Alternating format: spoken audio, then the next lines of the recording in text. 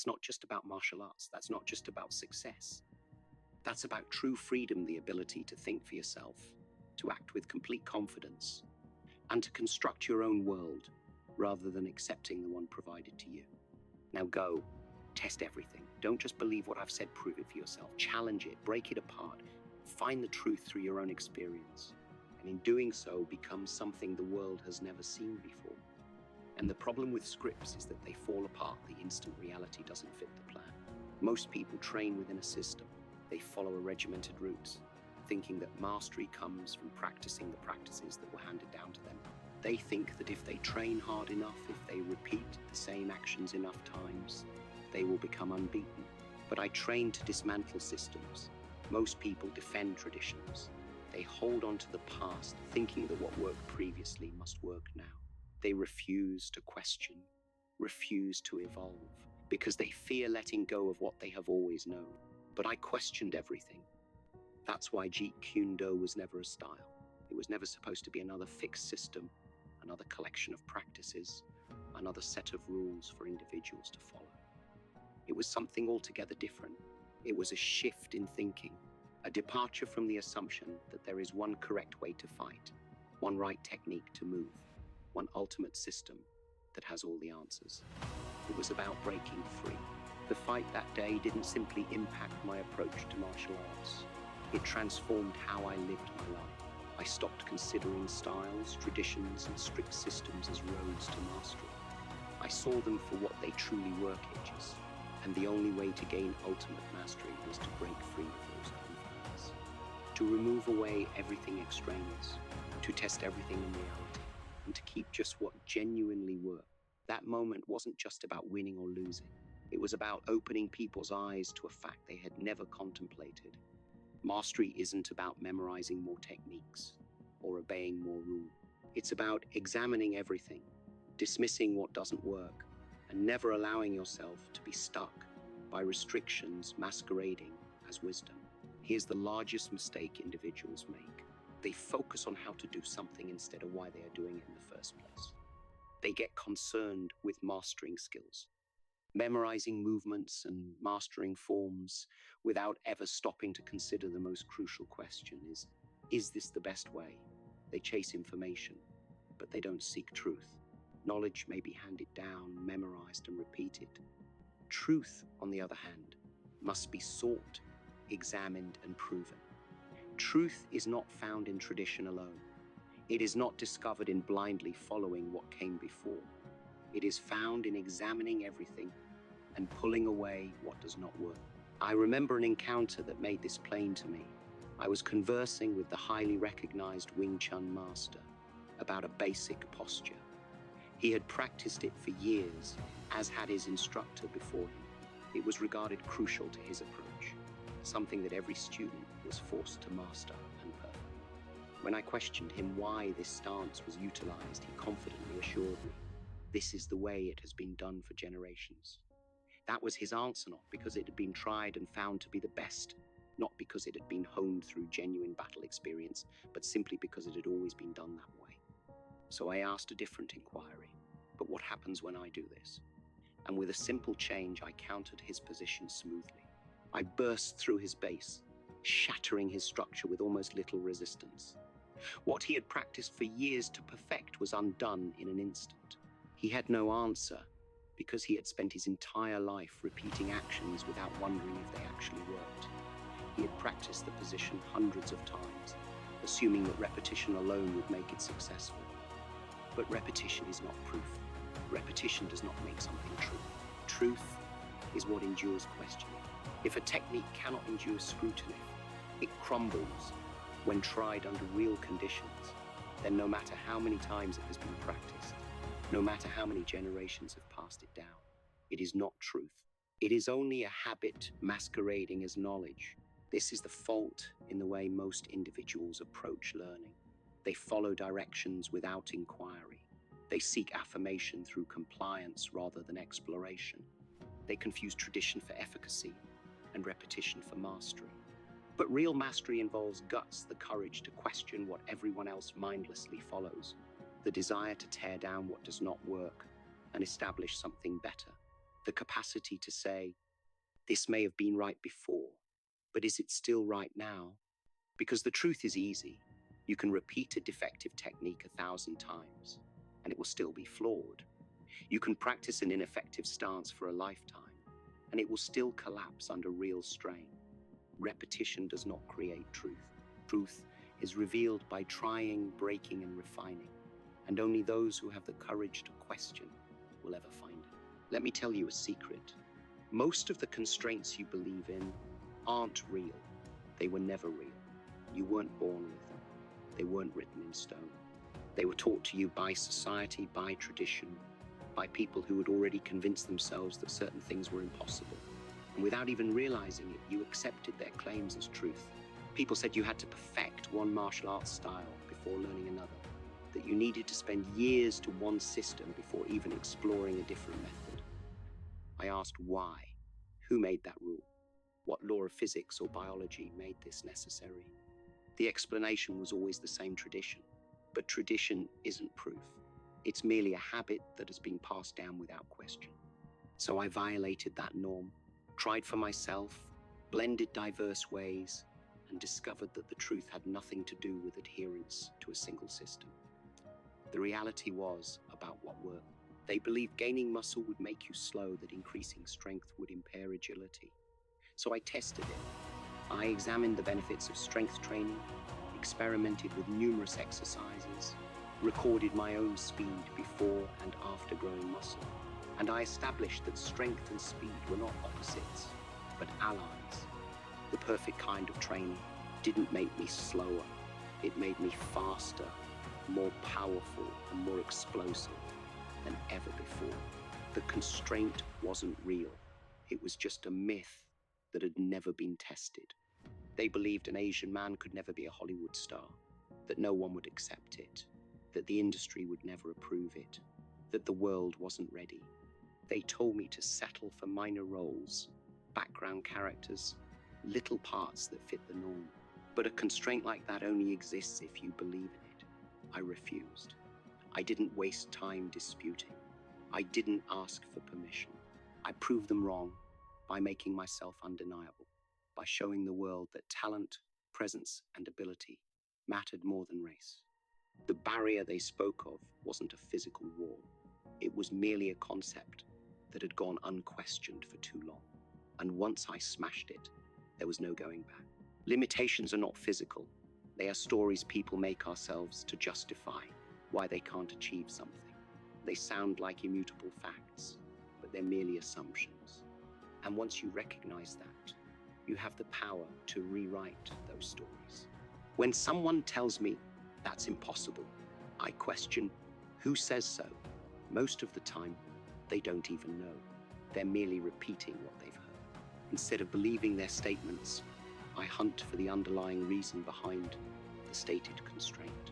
Is it genuinely impossible or simply difficult? Is it a real law of nature or merely a rule imposed by people?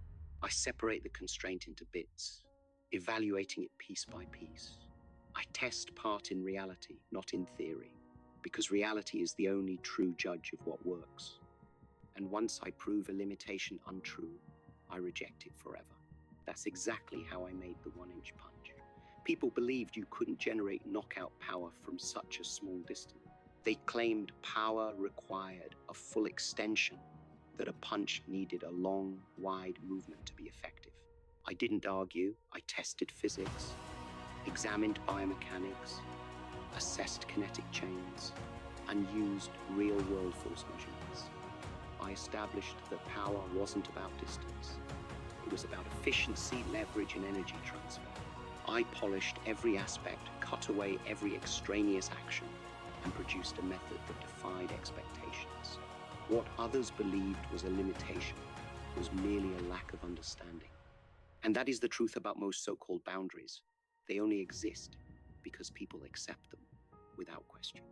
They are passed down as fact, but they are rarely tested, rarely challenged, rarely torn apart to determine what's true and what's just supposition. The instant you stop accepting boundaries and start testing them for yourself, you will see how many of them shatter under investigation. The instant you stop believing in constraints and start looking for possibilities, you will realize how much more is possible than you ever anticipated. The only actual boundaries are the ones you refuse to challenge. I used to know 300 techniques. I had spent years learning them, mastering them, memorizing every movement, every variation, every detail. I believed that the more techniques I learned, the more powerful I would be. That if I had more alternatives, more strategies, more ways to strike and protect, I would have an advantage in any combat. I was sure that greater knowledge meant more mastery. Then I got into a serious brawl. In that moment, under actual pressure, when every second mattered, something unexpected happened. My mind didn't cycle through all 300 techniques. It didn't pull from the many drills and rehearsals I had rehearsed for years. Instead, my body intuitively used just 4 approaches. Out of everything I had trained, out of all the maneuvers I thought would make me invincible, only 4 actually worked. That was my awakening. I recognized something that went against everything I had been taught. Mastery is not about adding more. Mastery is about eliminating anything unneeded. Most individuals feel that to get better, they need to learn more. They think that growth involves gathering knowledge, acquiring more techniques, remembering more forms, mastering more variants. But the truth is, more doesn't make you better. More makes you slower. More makes you hesitate. More provides you too many choices when you need rapid action. Real mastery isn't about knowing more. It's about knowing what actually works. That's when I invented what I call the subtraction method. First, you must learn everything. You have to explore, experiment, and earn experience with a wide range of talents. You must grasp all the possibilities. But then comes the key step you start eliminating. You peel away anything that doesn't hold up under actual pressure, everything that slows you down, everything that adds complication without contributing efficacy. You cut away the excess, the unrealistic, the inefficient. I adopted this strategy to my own training. I moved from 300 techniques to 50. Then I refined further, bringing it down to 20. And last, I was left with only what was really important. What survived wasn't elegant. It wasn't flashy. It wasn't what looked the greatest in demonstrations or performances. But it was deadly effective. It worked in the real world. It worked when everything was on the line. It worked when there was no time to consider, only time to respond. This was the finest lesson I ever learned about mastery. It applies not just to martial arts, but to every talent, every discipline, and every element of life. The more you refine, the more you strip away what doesn't serve you, the closer you come to true effectiveness. Because mastery isn't about knowing everything. It's about identifying what actually counts and eliminating everything else. People say knowledge is power. They're wrong, not alone. It signifies nothing. It's just information words on a page, concepts floating in your head. You can read 1,000 books, memorize every theory, listen to every expert, and still be powerless when it matters. Tested knowledge is power. Knowledge only becomes value when it is used, when it is tried, when it survives the actual world. Until then, it's only an opinion, a guess, an assumption waiting to be proven right or wrong. Martial arts was only my testing ground. It was never about learning skills for the sake of learning. It was about understanding what truly works. Every punch, every kick, every movement has to be put to the test. If it failed under strain, it was useless. If it crumbled in real conflict, it didn't matter how many masters swore by it, how many centuries it had been passed down, it was still meaningless. But the true battle was not in the ring, it was in my mind. Because the same idea that applies to fighting applies to everything in life. What is unproven remains unclear. What is unchallenged remains feeble. What is never put under pressure never proves its worth. In film, they taught me that action had to be choreographed, that it had to fit a script, that every movement had to be pre-planned, cursed, and done like a dance. But I asked why. Who decided that activity had to look a specific way? Who said the audience wouldn't respond to something more raw, more real? Instead of just following the industry standard, I tested what would happen when real combat principles were brought to the screen. The result? A revolution in action filmmaking. My movies didn't merely entertain people, they made them feel the fight, made them believe in every stroke, every movement, every instant of impact, because it was tried. And it worked. In business, they told me that pupils needed a planned curriculum, that they had to follow a given path, memorize established techniques, go through levels like climbing a ladder. But I asked why. What if structure itself was the limitation? What if genuine mastery wasn't about expanding knowledge, but about reducing unneeded complexity? So I established my own technique of teaching. I pushed my pupils relearn structure Ito, focused not on following a system, but on grasping the concepts behind it. I instructed them to test everything, to discard what didn't work, to develop their own road instead of following mine. And those who fully comprehended this concept were unstoppable. In partnerships, they said respect derived from tradition. That respect was given because of hierarchy, because of age, because of societal roles. But I asked why. Does respect come from blindly following rules? Or does it come from truth, from understanding, from mutual strength and trust? I didn't build respect in my relationships by obeying what tradition prescribed. I developed it by being honest, by being direct, by displaying strength and demanding the same in return. Because real respect isn't offered, it's earned. The reality is simple. Real mastery applicable everywhere. A principle that is actually true one, that has been tested, verified, and refined works in every field, in any time, in any situation. If something is true in combat, it is true in business. If that is true in business, it is true in relationships. If it is true in one part of life, it is true in other aspects of life. That is why I never stopped questioning, never ceased testing, never accepted anything as true until it had endured reality. Because only what is tested, challenged, and proven holds any true power. Everything else is just a concept waiting to be broken. Here's what you must comprehend. In life, you have two choices. You can spend your entire existence emulating others following their footsteps, duplicating their ways, and believing that if you do precisely what they did, you'll attain the same results. Or you can choose to become something no one has ever seen before, someone who doesn't merely follow but leads, who doesn't just accept but questions, who doesn't merely repeat but reinvents. Most people spend their lives striving to be like their heroes. They study them, worship them, replicate their every move. They strive to train the way they trained, think the way they thought, and live the way they lived. They believe that if they take the same path, they will reach the same destination. But what they don't comprehend is that their idols weren't great because they copied others. They were great because they dared to be different.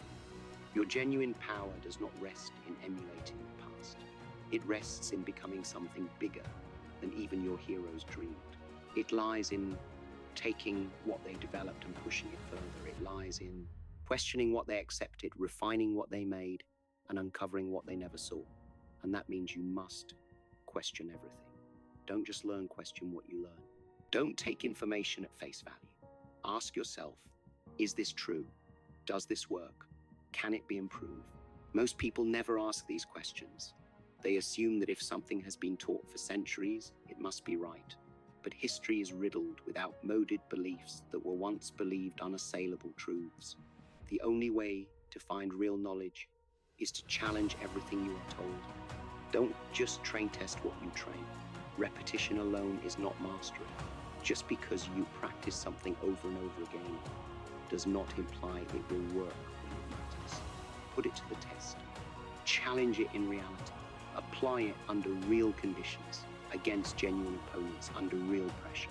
If it fails, discard it. If it works, tweak it. This is the difference between blind repetition and actual mastery. Don't just believe, prove it in reality. Beliefs mean nothing until they stand up to real-world experience. Many individuals believe in tactics, in strategies, in ways of thinking that have never been proven. They cling on to these beliefs because they were taught by renowned figures, because they feel comfortable, because they sound rational. But belief without proof is just another sort of blindness.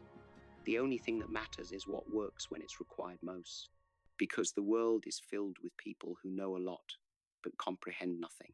They can repeat facts, theories, and philosophies. They may talk forever about what should work, what might work, what has worked in the past. But when it comes time to use that knowledge, when reality demands proof, they fail. They drown in their own notions, stuck in beliefs they never examined, never questioned, never challenged. Don't be one of them. Be someone who doesn't merely acquire knowledge, but proves knowledge. Be someone who doesn't just follow, but leads. Be someone who doesn't just accept questions, because the ones who question, the ones who challenge, the ones who refuse to accept limitations, they are the ones who change the world. Right now, you could feel like you've learned something new. You've heard ideas that challenge the way you think, phrases that inspire you, notions that make you view things differently. You might even experience a spark of motivation, a sense that something inside you has moved. But ask yourself, have you really learned something? Or have you merely accumulated more knowledge without proof? There's a difference between hearing an idea and realizing its truth. Knowledge by itself is nothing if it's not tested. You may listen to words of wisdom, learn important teachings, and repeat them with confidence. But unless you apply them, examine them, and experience their outcomes in the actual world, they remain nothing more than words. They may sound profound, yet they are unverified, untested, and unsure. Most people walk away from learning experiences feeling motivated. But inspiration alone changes nothing. Inspiration fades, excitement diminishes. The only thing that lasts, the only thing that transforms is action. If you want to be different, don't merely walk away inspired. Walk away transformed. That involves doing something most people will never do. I challenge you, take one item, just one, that you believe to be true. Something you've always accepted without inquiry. It could be a belief about oneself, a belief about success, a belief about what is feasible or impossible. Now test it relentlessly. Don't just accept it because you've believed it for years. Don't just trust it because someone told you it was true. Challenge it, push against it, apply it to reality. See if it holds up when put under pressure. Does it break or does it survive? If it fails, discard it. If it cannot stand the test of reality, if it does not hold up when challenged, let it go, no matter how firmly you once believed in it. Holding on to falsehoods, to weak ideas, to traditions that do not work, this is what keeps individuals imprisoned in restriction. This is what prevents growth. But if it endures, if it proves itself true or not just in theory, but in reality, you will have something real. Something that cannot be disturbed by doubt or defeated by question. That is where true strength begins. Because real mastery does not begin with books. Knowledge is only potential unless it is tested. Real mastery does not begin in training. Training is merely practice unless it is used under real settings. Real mastery does not originate with tradition. Tradition is merely repetition unless it is validated by experience. Real mastery begins in the tireless pursuit of truth, a truth that can defy inquiry, a truth that survives reality, a truth that stays even after everything false has been peeled away. And that drive, the pursuit of what is true, tested, and unbreakable, is the only route worth following. Now, my friend, the moment is yours. You have two choices, and this selection will define everything that follows. You can walk away believing you've learned something, feeling motivated, feeling like you've gained fresh knowledge. You can nod your head, agree with these beliefs, and take them with you as words in your mind. That's what most people do.